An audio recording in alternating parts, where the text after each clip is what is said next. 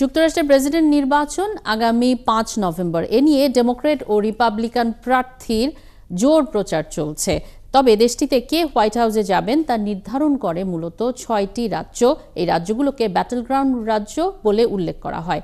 মার্কিন সংবাদ মাধ্যম সিএনএন প্রেসিডেন্ট নির্বাচনের নির্ধারক রাজ্যগুলোতে জরিপ চালিয়েছে। এতে দেখা গেছে পেনসিলভেনিয়া এবং জর্জিয়া দুই প্রার্থীর ভাগ্য নির্ধারণ করতে পারে। আরও জানাচ্ছেন শারমিন শ্রাবণী।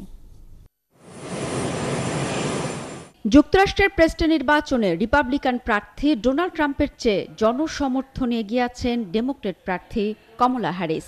নির্বাচনের আগে বিভিন্ন সংস্থা ও গণমাধ্যমের জরিপগুলোতে ট্রাম্পকে টেক্কা দিয়ে এগিয়ে যাচ্ছেন কমলা হ্যারিস। যদিও দেশটিতে কে হোয়াইট হাউসে যাবেন তা নির্ধারণ করে মূলত ৬টি রাজ্য। এই রাজ্যগুলোকে ব্যাটল গ্রাউন্ড রাজ্য বলেই উল্লেখ করা হয়।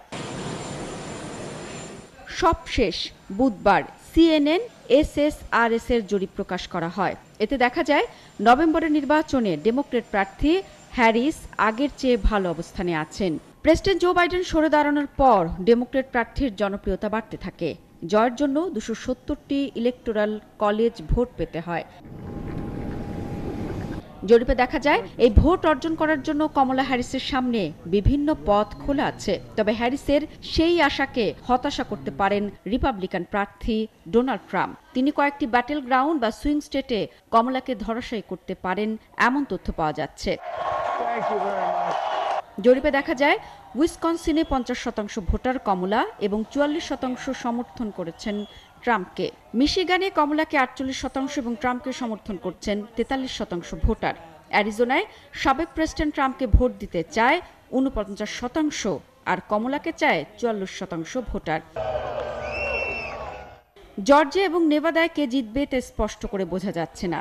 এখানে হ্যারিসকে ৪৮% এবং ট্রাম্পকে পছন্দ করেন ৪৭% ভোটার। অন্যদিকে পেনসিলভেনিয়ায় দুই প্রার্থী ৪৭% ভোটারের সমর্থন পেয়েছেন। আর তাই পেনসিলভেনিয়া এবং জর্জিয়ার ভোটাররাই দুই প্রার্থীর ভাগ্য নির্ধারণ করতে পারে বলেই জরিপগুলিতে আভাস পাওয়া যাচ্ছে।